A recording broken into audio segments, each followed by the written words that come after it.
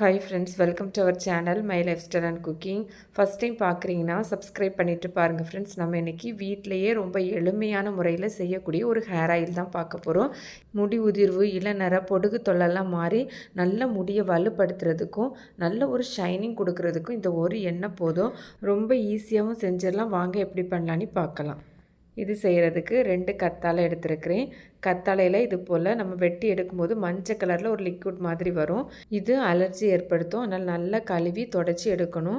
நல்லா கழுவிட்டு ஒரு காட்டன் துணியிலே என்ன டிஷ்யூ பேப்பர்லேயே கூட நீங்கள் சுற்றி வைக்கலாம். அடுத்ததாக இதுக்கு தேவையானது பார்த்திங்கன்னா கருவேப்பிலை. நான் கருவேப்பிலை ஃப்ரெஷ்ஷாக பறித்து எடுத்து வச்சுருக்கிறேன். இதை நல்லா கழுவிட்டு ஒரு காட்டன் துணியில் போட்டு நம்ம வந்து எடுத்துக்கலாம். இல்லை இதுக்கு மேலே ஒரு காட்டன் துணி போட்டு நல்லா தொடச்சி கூட எடுத்துக்கலாம். இந்த மாதிரி விரித்து வச்சாலே போதும், சீக்கிரமாகவே காஞ்சி வந்துடும். கருவேப்பிலையில் நிறைய புரதம், ஆன்டி ஆக்சிடென்ட் இருக்கனால முடி உதிர்வை தடுத்து முடியை உறுதியாக்குறதுக்கும் புது முடி வளர்கிறதுக்கும் பொடுகு தொல்லை நீங்கிறதுக்கும் இது ரொம்பவே பயனுள்ளதாக இருக்கும். கருவேப்பிலை ரொம்ப ஈஸியாக நம்ம வீட்டிலே கிடைக்கிறது தான். நீங்கள் கடையில் வாங்குறதா இருந்தால் அதில் மருந்து வந்து அடித்து வச்சுருப்பாங்க. அதனால் நல்லா வந்து கழுவி தொடச்சி எடுத்துக்கோங்க.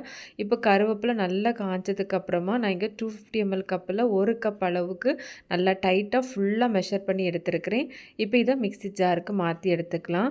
அடுத்ததாக நம்ம ஏற்கனவே 2 கத்தால் கழுவி தொடச்சி வச்சுருந்தோம்ல, இது போல் நல்லா கழுவி தண்ணி எதுவும் இல்லாமல் நல்லா தொடச்சி எடுத்ததுக்கப்புறமா கற்றாழையில் ஓரங்களில் இந்த மாதிரி முள் மாதிரி இருக்கும்ல, அந்த பகுதியை எடுத்துட்டு ஒரு கத்தாழையை இது போல் 2ஆக வந்து வெட்டி எடுத்து வச்சுருக்கிறேன். இப்போ இதை இது போல் சின்ன சின்ன பீசஸாக கட் பண்ணி எடுத்துக்கலாம்.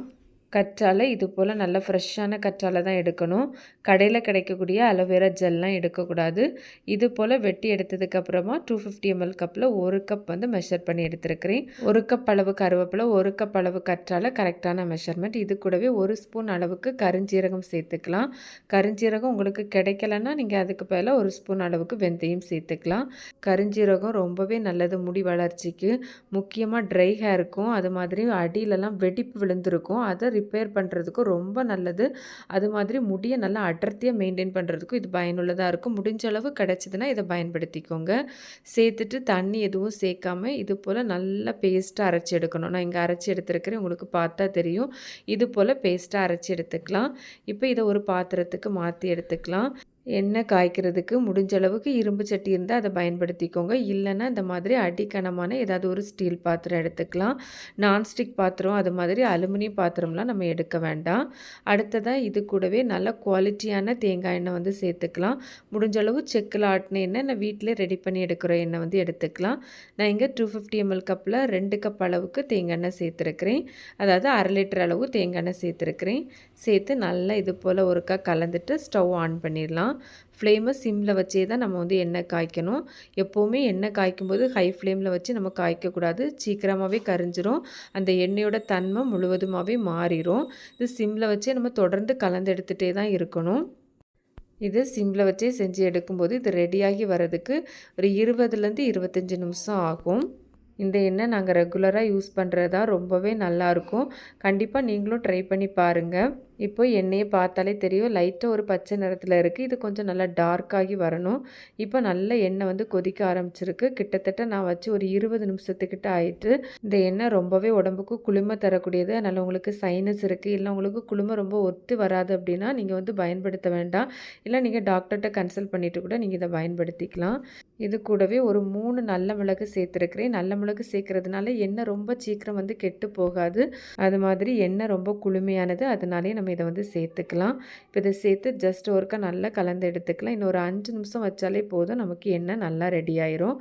கரிஞ்சிடக்கூடாது. நமக்கு பார்த்தாலே தெரியும், நல்ல ஒரு டார்க் க்ரீன் கலரில் நமக்கு வந்து எண்ணெய் மாறி வரும். அது வரையும் வச்சாலே போதும். ஒரு 20லேருந்து 25 நிமிஷத்தில் நமக்கு எண்ணெய் வந்து ரெடியாகி வந்துடும்.